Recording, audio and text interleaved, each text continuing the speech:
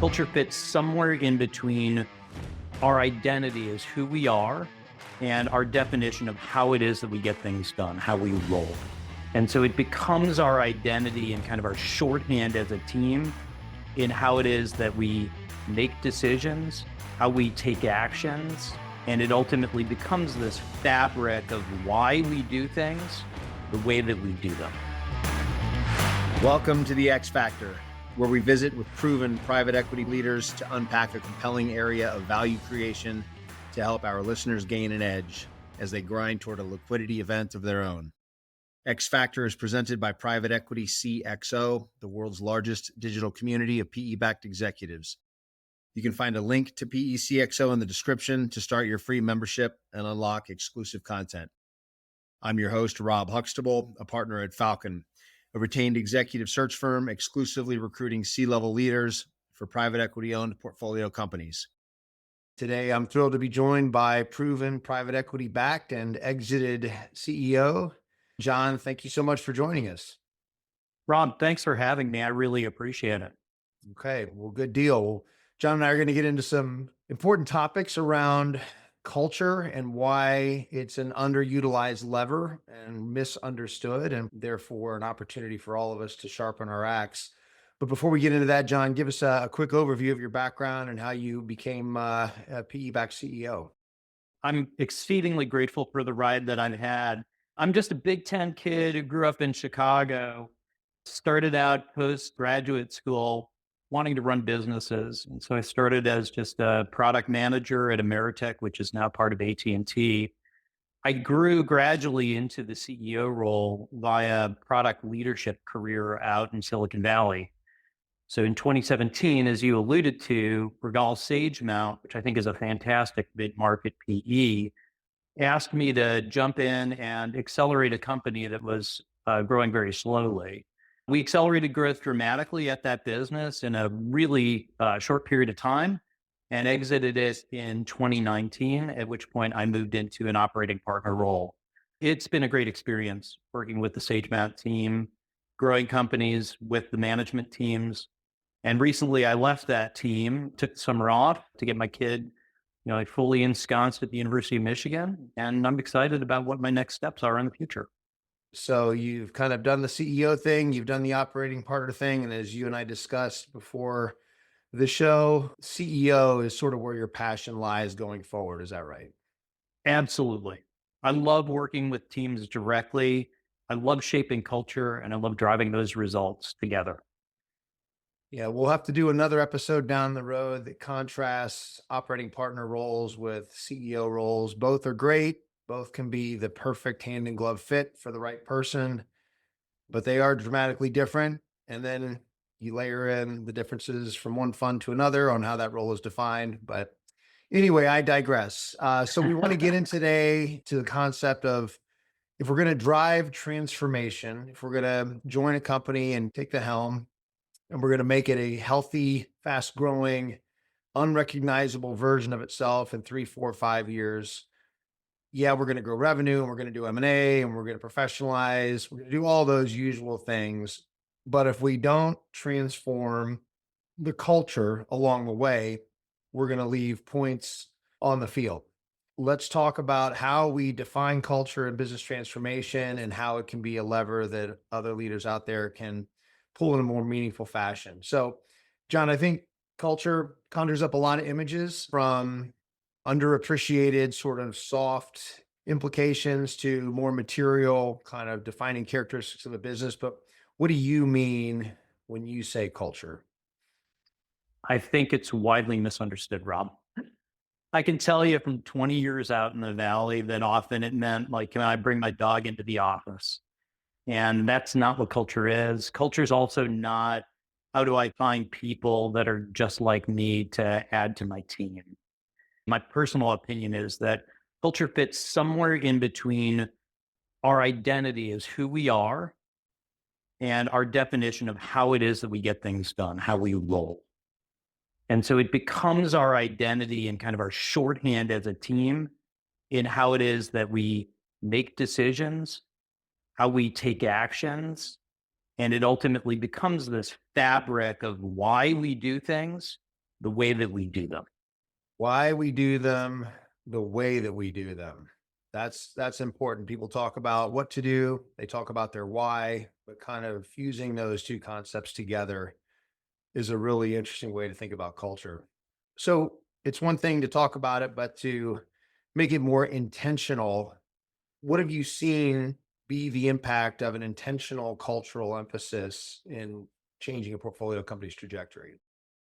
I think it relates back to what the pressures are from a PE back perspective, from an investor back perspective. I think the first is you have a time pressure. By definition, there's a whole period associated with it. You alluded to like a 3 to 5 year period of significant transformation. The second is you need to drive quantifiable and credible results. At the end of the day, when you drive to an exit, you're going to have to be able to convince potential investors that this transformation has actually taken shape. You're going to need to show that quantifiably. And then last is, you alluded to it again, you're talking to a team that hasn't done these things before. You're asking them to work outside of their comfort zone, to learn some things, to scaffold them over a period of time in order for them to be able to achieve it and drive it forward on their own. So if you do that without thinking about what that fabric is, how it is that they make decisions, and how they're rewarded within the organization, then you start to insert risk into the equation. For example, we had a punitive culture where we penalize people for failure. And we know that we're going to be taking risks. These two things are actually going to work against each other. You're going to have people who are going to resist taking those risks and resist doing things in ways that they're unaccustomed to, even more than the way that you want them to lean into those risks and lean into making those changes and trying new things. No doubt. So, what have you seen from the private equity sponsor side? So, before we dig into the hows and the nuts and bolts of culture, alignment with your sponsor is critical. What's a garden variety private equity firm's view of the importance or lack thereof of culture, given the data-driven nature of the way they view businesses? I think they fundamentally get it. They see what the value is. They understand it. In general, they're flying at a very high altitude in terms of the operation of the business. Now, certainly you can lean on your operating partner who may have a better view of what's going on a day-to-day basis. And this is part of what I love about the CEO role. You're making 1,000 really small, really boring decisions every day with your team. And those are the things that ultimately determine and express your culture internally. Yep, makes sense. So, when you think about culture, of course, it's you, it's your executive team. How do you go about the development of your exec team, the recruitment of them, the retention of them? How does culture play a part in that aspect of your leadership? It's going to relate back to what it is that you're trying to drive in the business and the way that you want to drive it. So I can give you a couple of examples from my personal experience with Earth Solutions. One of the muscles that we needed at that organization was we needed to be much more data driven than we had been historically. And that wasn't something that we could develop based on the players that were already on the field. So I had to go to the transfer portal per se and find myself an exceptional CFO who had a really strong FP&A background and could help me drive that part of the transformation. That guy's name is Joe Party. Joe helped us make better decisions and make them much faster, make them almost in real time. And that helped us accelerate the transformation of the business. And just FYI, he's still back at Earth right now. His role has even expanded. He's CFO and now COO of that business. The flip side of it is we can't do it in a way that's like alien and going to be rejected like a virus from the organization. So we need to find the golden nuggets that exist within the team itself and elevate those.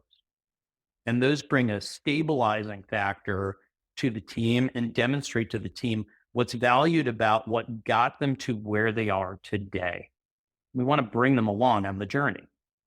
So A couple of things that you can do along those lines, or things that I did in particular, were to drive maximal amounts of transparency with the team. The challenge is, kind of narrative and whatever's in their heads will fill in the blanks if we're not transparent. So I drove to a monthly stand up all hands meeting, which was very different than what had been done in that organization historically. Historically, they had done annual meetings at like a big movie theater, and it had been just kind of like a very one way interaction. This is one where I stood up. I had the other members of my C team stand up.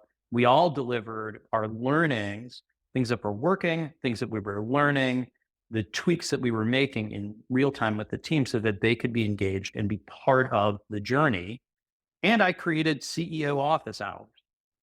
So published specific hours, put up a Calendly link. Whoever wanted to come and meet with me to talk about what they thought about the transformation that we were making, things that we could do that could get us to go faster, things that they saw that they liked or didn't like, they could book that time. And people did. And I think it was a fantastic way for us to all learn from each other and to collaborate while holding each other accountable to driving those results. Yeah, you mentioned a couple things there that are very private equity centric, data driven, transparency. These are things that sponsors really like. So I'm starting to understand here that the culture that you're building from the inside out is kind of what private equity wants to see in the way that their businesses operate. How do you fuse those two interests, making sure that the culture is going to serve the ownership and its needs, but also be true to who the company really is? It comes back to doing things in a very kind of mindful and deliberate fashion. I would imagine any CEO joining a PE backed company is going to have a period of time where they're going to be able to work with the investor, potentially that operating team, and with the investing partners to understand where they see the levers for growth. And then they also have the opportunity to look within their organization and understand what that team's perspective is in terms of those very same growth levers. If you can do it in a way where everyone's around the table and providing that input, it's going to give you a much greater chance for success. Once you've got that understanding of what those levers are, that's the time to take stock of what you have on the field, who the players are that are on the field, what it is that they do from a performance perspective, and where it is that they have potential, and frankly, where they have gaps, and whether they're coachable to be able to fill those gaps and whether they can stretch. Or whether it is that, again, like continuing the football analogy, I'm sorry, the Wolverines are having a tough year and I have the transfer portal on my mind. When do you go to the outside and bring in some additional talent? You need to be very thoughtful about how it is that you fit these things together, Rob, as you would imagine. It sounds like culture is kind of a compass heading, not surprisingly, for how you lead on a day-to-day basis and kind of how the team around you experiences your leadership. I'm just thinking of all the portfolio companies out there and how there have to be, unfortunately, too many missed opportunities where leaders could have leveraged culture to intervene in a situation, to demonstrate some leadership, to make some sort of tougher or more clarifying decisions. What comes to mind in that realm from your experience? And how do you coach your team to take advantage and not miss those opportunities? I think one of the things that I saw on the way into Earth, which is, I think, again, a great example, is the product organization was not tightly tied to customers' voice.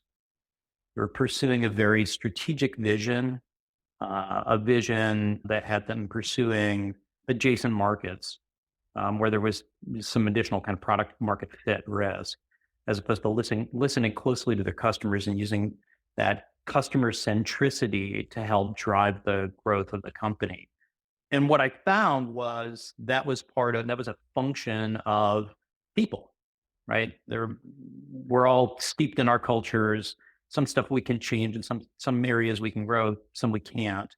So that was a tough situation where I had to make a change within product leadership, but I found a high potential individual within that organization that was eminently coachable and was eager to learn and eager to become considerably more customer centric. Now, being that I had a functional background in product, I know what good looks like if we're going on a journey where we're going to be tuning the offering and where we're going to be trying to get closer to the customer.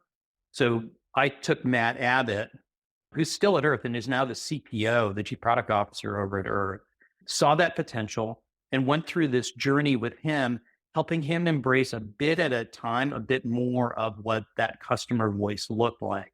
And that was simple as, okay, Matt, let's go ahead, let's spin up a net promoter score survey and let's get a little bit more of a daily drip from our customers of how it is that they're feeling. Let's set up monthly meetings so that you can collaborate much more effectively with the support organization and with the sales organization, because there were silos that were forming in a 46-person company. Let's build a feedback forum for our customers to be able to provide us that direct forum of that direct feedback about features that they feel like are missing or things that they'd like to see us prioritize. And let's use an objective prioritization methodology that's going to help align with what our sponsors are looking for in terms of growth and what's going to be most material to the business. So I think that's all really paid off, terrifically for Matt, who's gone through a great deal of development. It paid off tremendously in terms of how we aligned our offering better with our customer base and helped us grow. And Earth at the end of the day is, now a Blackstone company and continuing its growth journey. So it's something that's a sustainable growth engine for the business. Yeah, that's great. I love it when the answer to a leadership void internally is already on the team, when somebody who can step up and fulfill that role, and you already know the mettle of their persona and their cultural alignment with your approach. So that's great. So let's pivot over to M&A. Obviously, integrating add-on acquisitions is a key growth lever for private equity. We've got all the benefits of expanding the TAM and multiple arbitrage and post-integration synergies and all these numbers driven things. And oh, by the way, there's the cultural aspect of it. And you've got a company that you're leading that presumably has a squared away culture, integrating another business that either has its own distinct, perhaps less than adjacent culture, or it's void of a strong culture and kind of a little bit of a cultural mess. So just high level thoughts on M&A and integration when it comes to thinking about culture, and then we'll drill in. At the end of the day, you have to consider the fact that adding new people to an organization, whether you do that through talent acquisition or you do that through M&A, is ultimately going to impact your culture.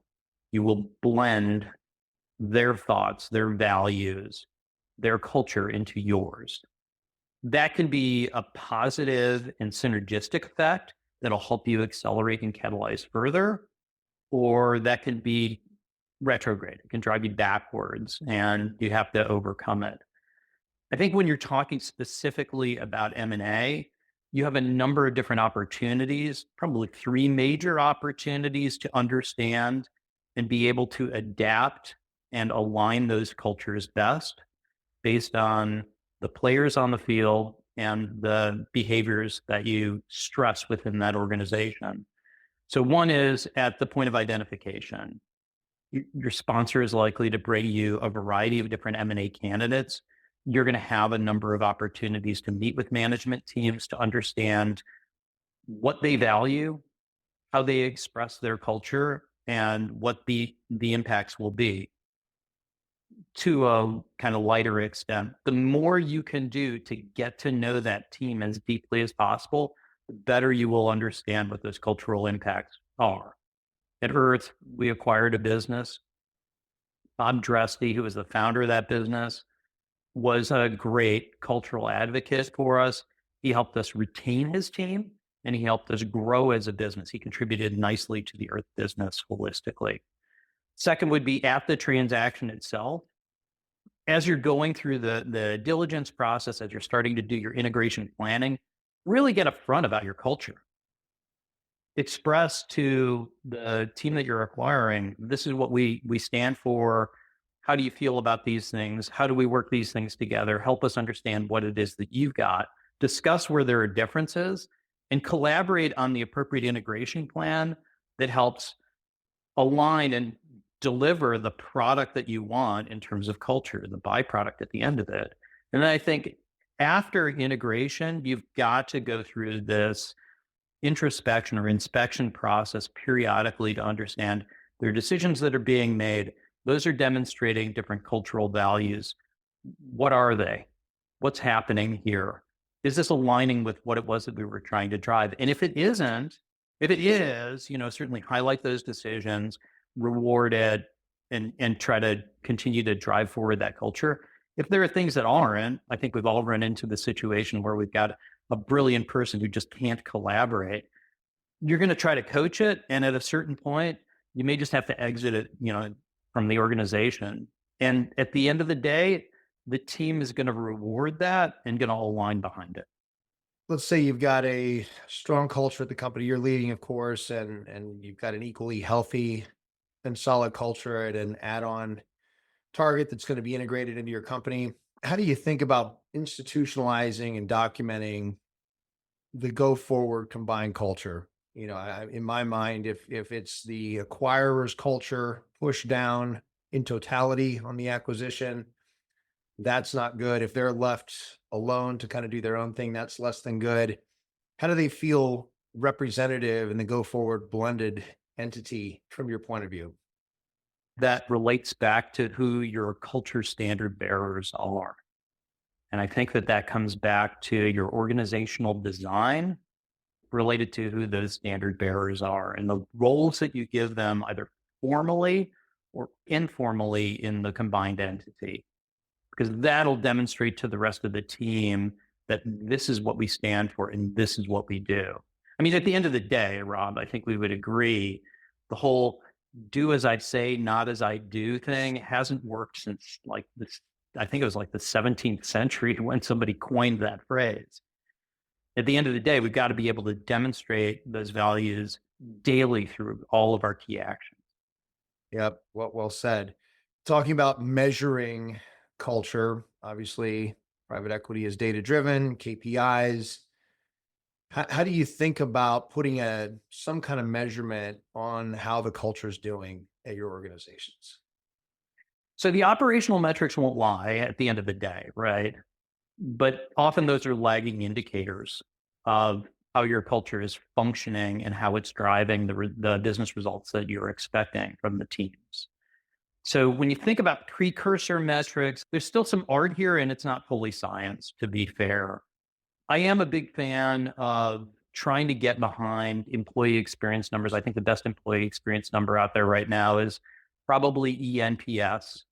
If you're looking for a lagging indicator, understanding your churn rate on your employees and following that on a functional area and trying to match that back up with the results of your ENPS survey can be a useful exercise as well. And then another kind of, I'm not sure if it's a perfect measure, but we looked at our Glassdoor reviews. And so when I joined Earth, I think we were running a 2.5 out of 5. And when we exited, we were running a 4 out of 5. Now, certainly Glassdoor is going to reward those that are most vocal and those that, potentially it may be a bit more binary in the view of the company, because you'll have a number of people who just really won't chime in there. But it can give you some indicator. You can start to look at that data and pore over it to better understand what some of the drivers of sentiment are in the organization and how that aligns with the values that you're trying to drive through your culture.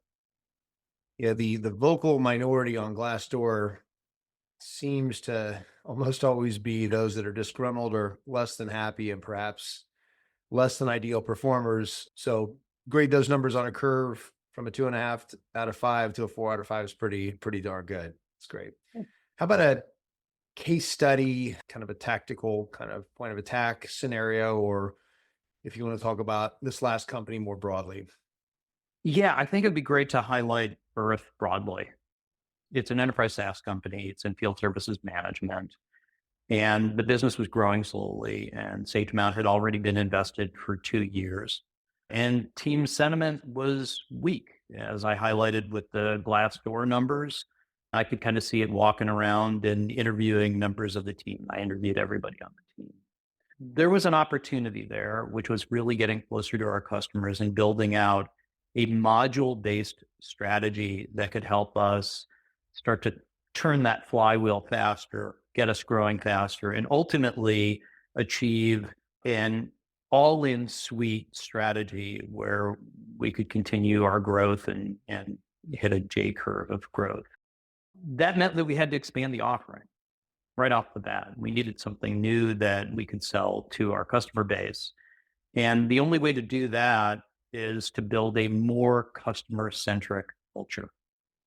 And I think I highlighted some of the things that we did from our product and R&D transformation perspective. I think the first was really to embrace the voice of the customer and to find all of the opportunities to welcome them into our process of directing our development.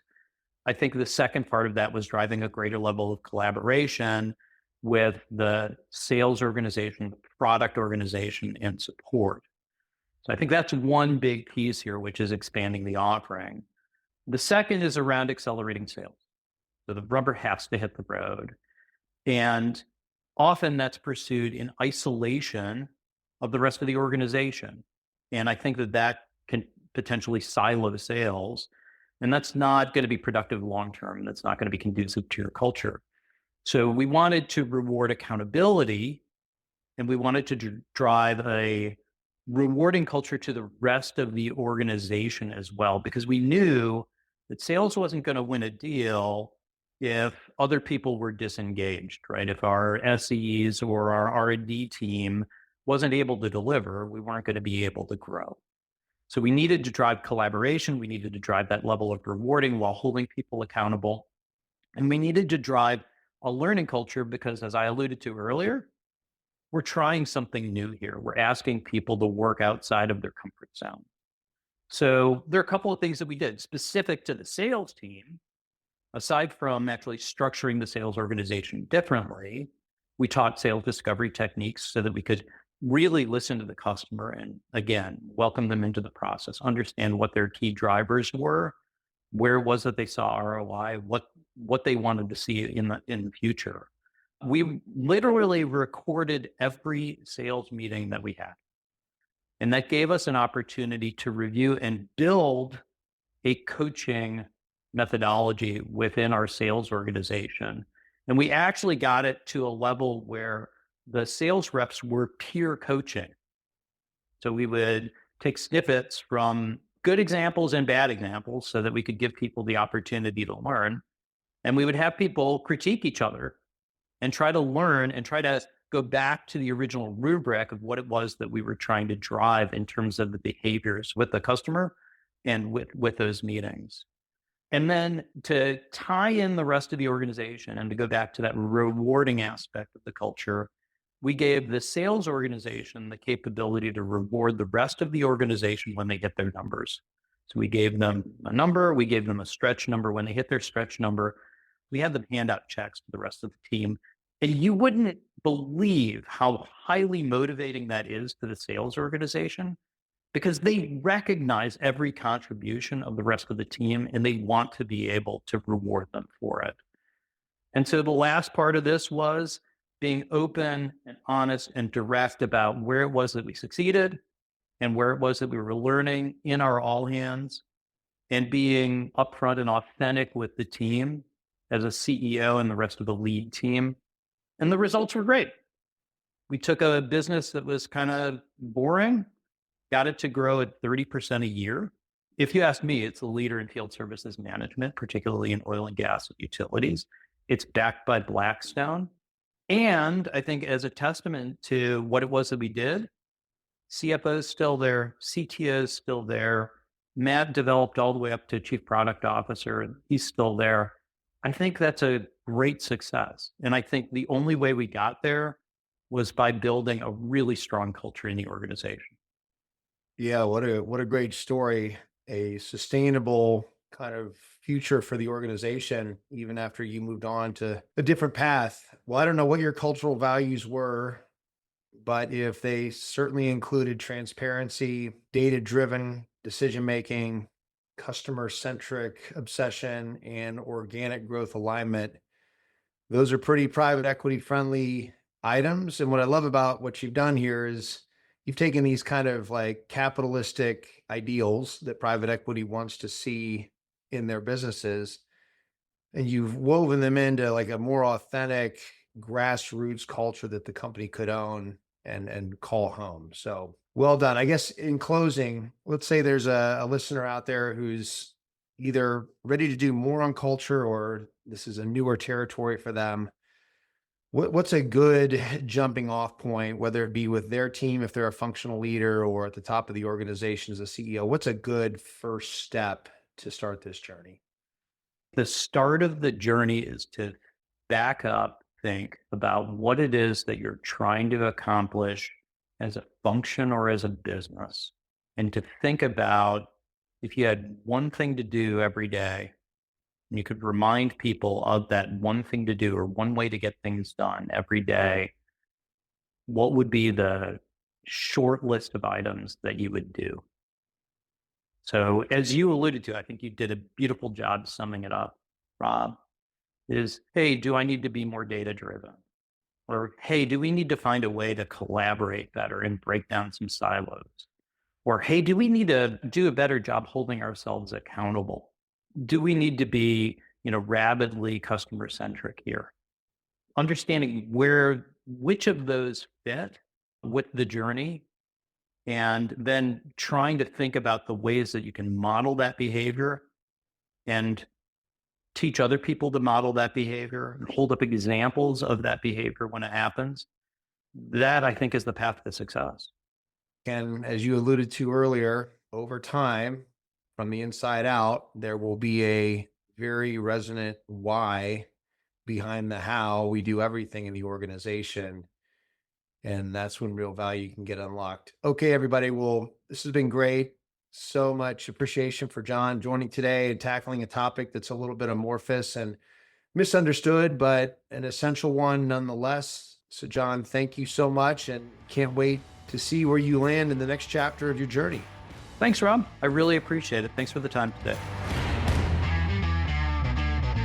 Be sure to tune in to our next episode. I'm your host, Rob Huxtable, and thank you for listening to The X Factor.